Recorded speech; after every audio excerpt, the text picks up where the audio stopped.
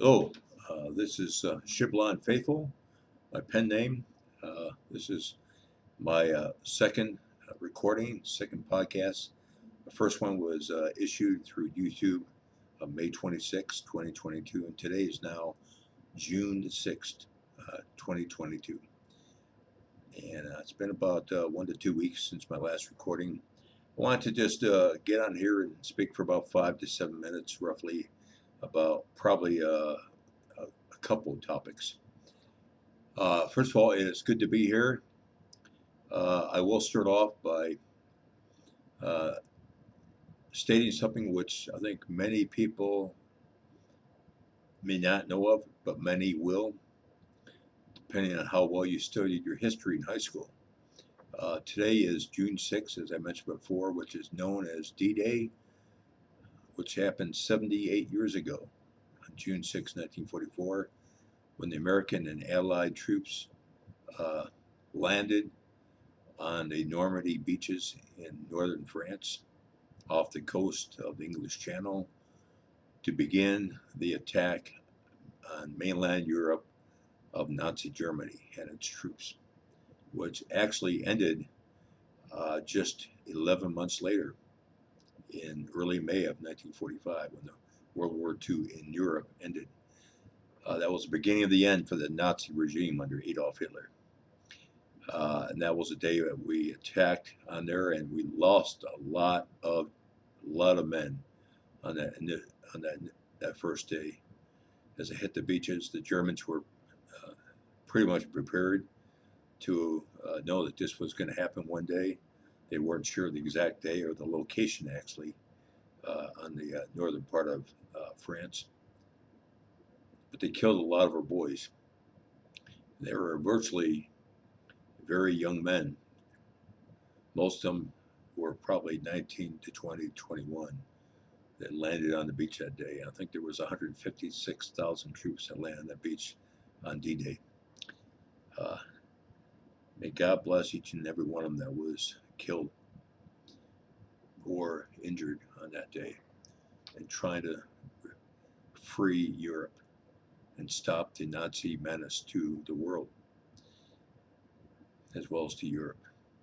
And we can thank these actions, as well as many others in history, for men and then women, as in the recent past, who have given their lives to fight for the cause of liberty and for America, for the United States of America, and for the truths that we hold dear to us in our republic, in a constitutional republic. We thank them with all of our hearts and souls for their sacrifices, and for many of them on that day and through the end of that war, who gave their lives, and many of them, many more uh, injuries that left them disabled, many of them permanently to the rest of their lives after they came home. My other topic I want to talk about is about the Depp trial, Johnny Depp trial against Amber Heard.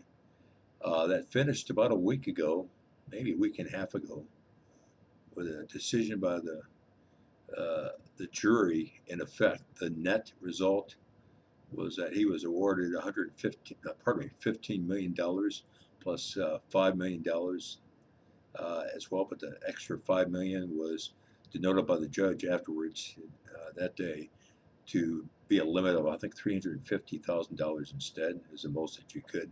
So actually, he did receive a little bit over $15 million to be paid by Amber Heard for her defamation and malice against him on purpose. In other words, is what that means, to hurt him intentionally, falsely and intentionally, um, and directly to him and his reputation. He has not been able to work apparently since 2016 when their allegations first came out. She won a minor point of $2 million, so in effect, he still should expect from her a little bit over $13 million in total.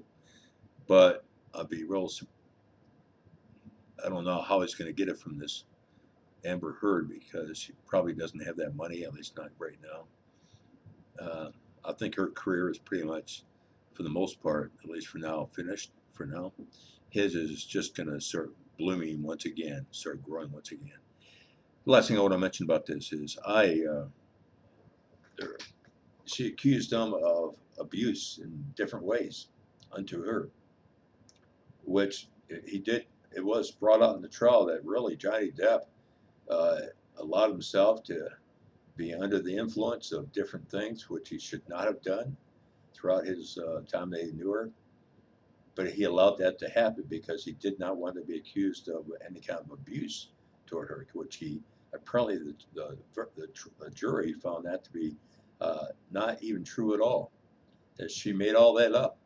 They had his weaknesses that I mentioned, but on this other part, which would have been a greater sin, he did not do that at all. She falsely accused him and published her falsities and falsehoods and accusations in public to try to destroy this man. Now, I know something about that from, but not to that degree publicly, but with a previous wife of mine, was my ex-wife from years ago.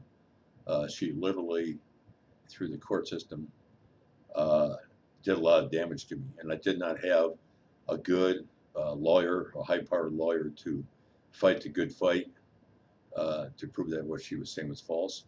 She knew that I knew that what she was saying to the court was a whole bunch of lies, and her family was as well, and they all knew that they were, but they stuck together, kind of like to my mind, an evil clan, evil family, just unbelievable. I know bad people exist out there, but when you actually are forced to have to deal with them, it's not a pretty picture. It's not a happy picture at all. Uh, so that kind of thing of men abusing wives, abusing women does happen out there, and that is not good at all. Not good at all. However, there are a number of wives also which has not been spoken of hardly at all for for a long time at all about how wives abuse their husbands in their own ways, in a very vicious and mean-spirited way. They do it behind closed doors most times, so no one will see it. And then those particular women that do that, I won't even call them ladies because they aren't ladies, but those women that do that kind of thing in our society get away with it because the man doesn't want to take them to court. It's too embarrassing. He just wants to get out of there and just and they end up usually taking custody of the children. Surprisingly, the judges will always think the woman is always better for children, when actually in many cases, maybe not a majority, but in many cases, the woman in a particular relationship is the wrong one to have there. They should have the father in those cases. There are not just one or two of those kind of situations out there in our society. There's many of them out there where the woman has abused, and I faced that myself. Uh, and I lost custody because of that, because they thought that this the same philosophy that women are always right, always better, et cetera, et cetera.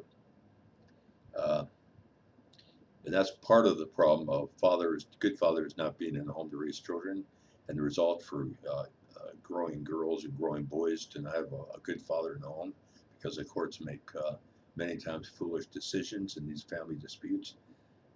It's hurting the children greatly at that time while they're growing up, and also after they grow up, to not have had the blessing of a good father to help raise them. Because without a good father, no matter how good the mother is, the children are still going to have faced significant challenges that they otherwise would not have to face. I'm glad that he won in that case. The truth came out, and that it proved the point that the woman is not always right. We should always listen to a woman. We should listen to anyone, man or woman, but we should not always believe right off the bat that a woman, because she's a woman, is telling the truth about accusations. Uh, we should look at everything in a correct manner with good discernibility and before we make any rash decisions. So I'm glad this brought the fact that uh, evil people can sometimes be in the form of a woman, not just us guys. So that's I just want to explain that part as well. I'm happy that he won, and he's free now from uh, from think there's many, many, many beautiful and good women out there, but you got to be careful that you don't choose the wrong one. That'll help destroy your life, or at least damage it. Uh, anyway, once again, this is D-Day, the anniversary of D-Day. Uh, may those who have fought the battle that day, and their children, and their wives, and their widows, and their grandchildren, and their great-grandchildren now, who are living, uh, be blessed for the sacrifices of those that gave their lives on Normandy Beach that day. Thank you very much for listening, and I'll be back here in the near future once again for my third episode of Shiblon Faithful. Take care.